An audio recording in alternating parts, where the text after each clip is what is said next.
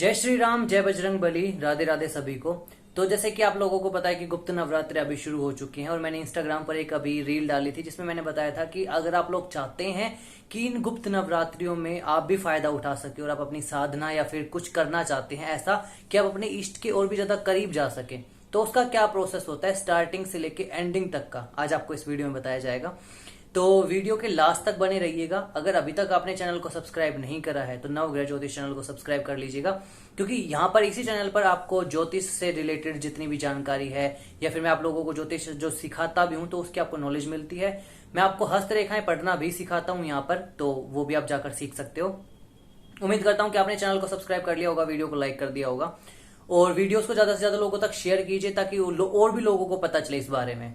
तो चलिए वीडियो को स्टार्ट करते हैं। तो देखो, गुप्त नवरात्रियों में कहा जाता है कि हमारे जो 10 महाविद्याएं हैं उनकी जो साधना है वो होती है गुप्त तरीके से, किसी को बताया नहीं जाता। लेकिन हम 10 महाविद्याओं के बारे में आज बात नहीं करेंगे। हम गुप्त नवरात्रियों में अगर आप कोई मंत्र भी चैंट करते हो तो उसकी एनर्जी इतनी ज्यादा हाई हो जाती है उसका, क्योंकि कॉस्मिक एनर्जीज यानी कि ब्रह्मांडीय ऊर्जा इतनी ज्यादा होती है कि वो उस चीज को क्या करती है, बढ़ाने का काम करती है आपके मंत्र जपों का। तो जब आप मंत्रों का जप करते हो तो आपको देखो, सबसे पहले तो इसमें अगर आप ये चाहो कि आपको कोई गुरु बताए तो आप गुरु के भी सानिध्य में जा सकते हो, आप अपने गुरु मंत्र लेके। अदरवाइज अगर आपको ऐसा लगता है कि मेरा तो कोई गुरु ही नहीं है तो क्या बिना गुरु के भी करा जा सकता है, तो हाँ बिल्कुल करा जा सकता है।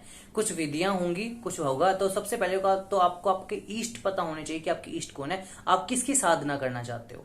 जैसे बजरंग बली हो गए, गणेश भगवान हो गए, कृष्ण भगवान हो गए, या फिर आप कोई नाम जप भी शुरू कर सकते हो इन दिनों में। अगर आप भगवान का नाम भी लोगे, अपने इष्ट का नाम भी लोगे तो वो चीज भी फलित होगी आप लोगों की।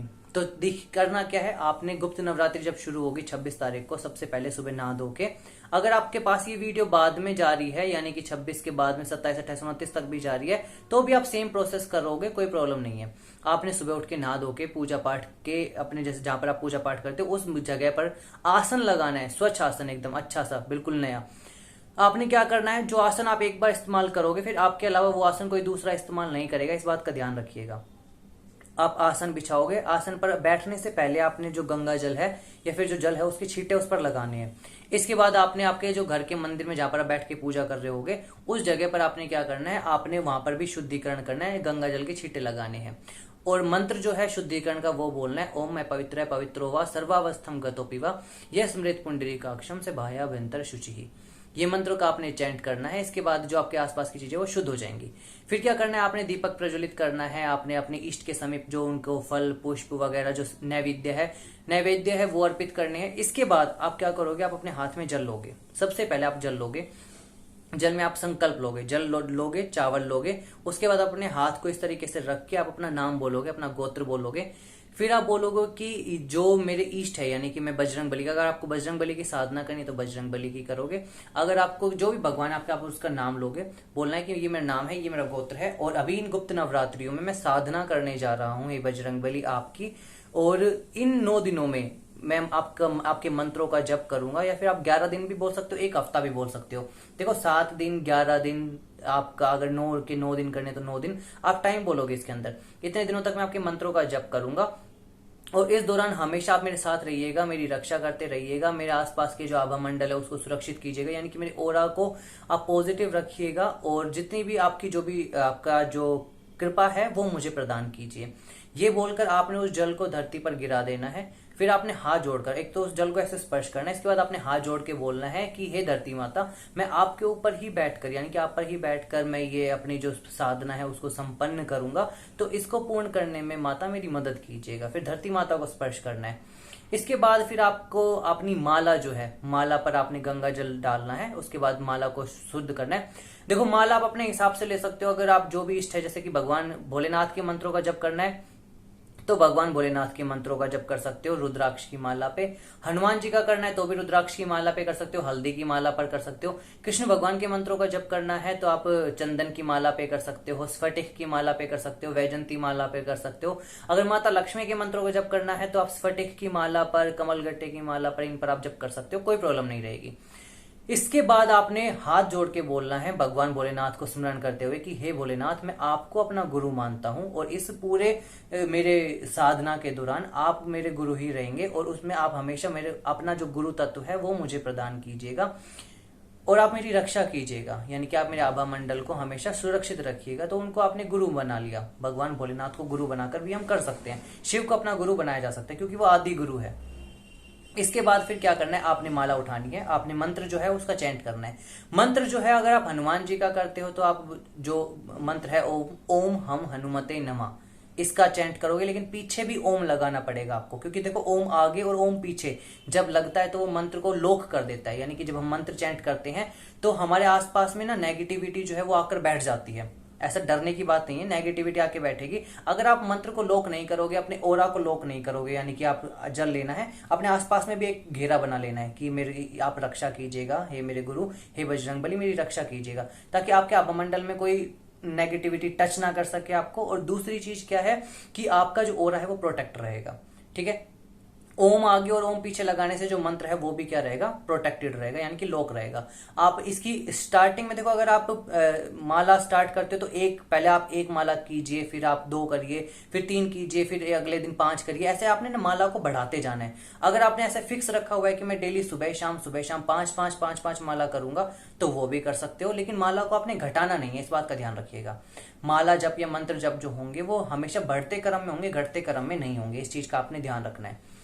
इसके बाद ये काम आप डेली करते रहोगे। देखो शुरुआत में कुछ एक्सपीरियंसेस होंगे, और जो आपके एक्सपीरियंस रहे वो मुझे कमेंट करके यहाँ पे जरूर बताइएगा। इंस्टाग्राम पर भी बता सकते हो, या फिर पर्सनल मेरे को इंस्टाग्राम पर मेरी आईडी है @positivesharma23, वहां पर जाकर आप मुझे बता सकते हो आपके एक्सपीरियंस क्या रहे। नहीं तो इस वीडियो के कमेंट सेक्शन में आकर बताइएगा कि आपके एक्सपीरियंस क्या थे। देखो जब भी आप बैठते हो तो आपने जो मैंने स्टार्टिंग का जो प्रोसेस था, आसन को शुद्ध करके बैठना है, अपने आभा मंडल को लॉक करना है, पानी गिराना है आसपास में। अब भगवान को अपना वो गुरु बना लेना है, यानी कि गुरु को आपने प्रणाम करना है। गुरु ब्रह्मा गुरु विष्णु गुरु देवो महेश्वरा गुरु साक्षात परब्रह्म तस्मै श्री गुरुवे नमः। इन मंत्रों का जप करते हुए आपने अपने गुरु को यानी कि शिव भगवान को प्रणाम करना है, आपने अपने इष्ट को प्रणाम करना है। इसके बाद फिर आपने अपने मंत्र जप को शुरू करना है, या फिर आप अपने मन में ही हाथ जोड़ के, जब आपका पहला दिन रहेगा या फिर जब भी डेली आप मंत्र जप करते हो, मंत्र जप से पहले आपने हाथ जोड़ना और बोलना है कि हे बजरंगबली, या फिर जो भी आपके इष्ट है उनको बोलना कि आप अपना जो कवच है वो मुझे प्रदान कीजिए। आपका जो कवच, क्योंकि देखो सबसे ज्यादा अच्छा कवच गणेश भगवान का होता है, क्योंकि वो सभी देवताओं के कुल देवता है।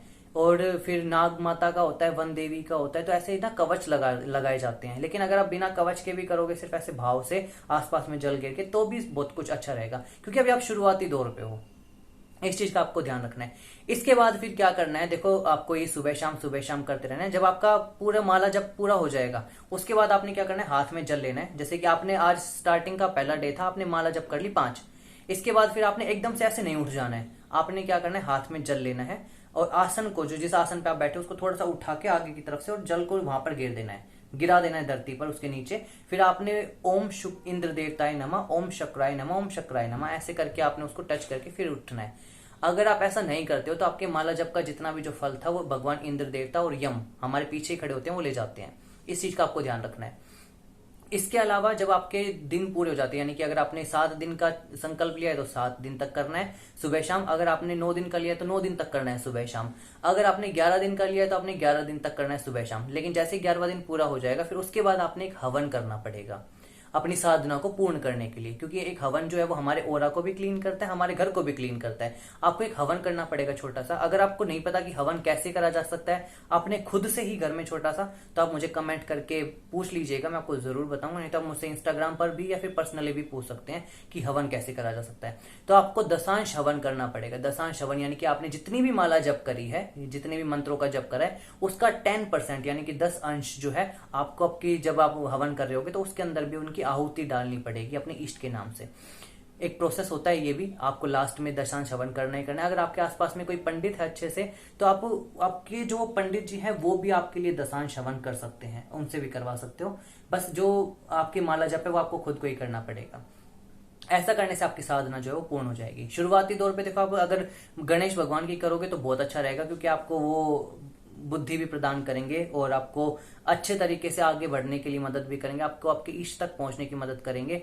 अगर आप स्टार्टिंग में बजरंग बली की करते हो तो बहुत अच्छी बात है। अगर आप भोलेनाथ के मंत्रों का ओम नमः शिवाय ओम का मंत्र का जप करते हो तो भी आपको बहुत बेस्ट रिजल्ट मिलेगा। शुरुआती दौर पे ही मैं आपको बताना चाहूंगा कि माँ काली का, भैरव का या फिर इनके मंत्रों का जप मत करिएगा, क्योंकि इनकी ऊर्जा बहुत ज्यादा गर्म होती है, तो शुरुआत में आपका शरीर जो है उसको सहन नहीं कर पाएगा।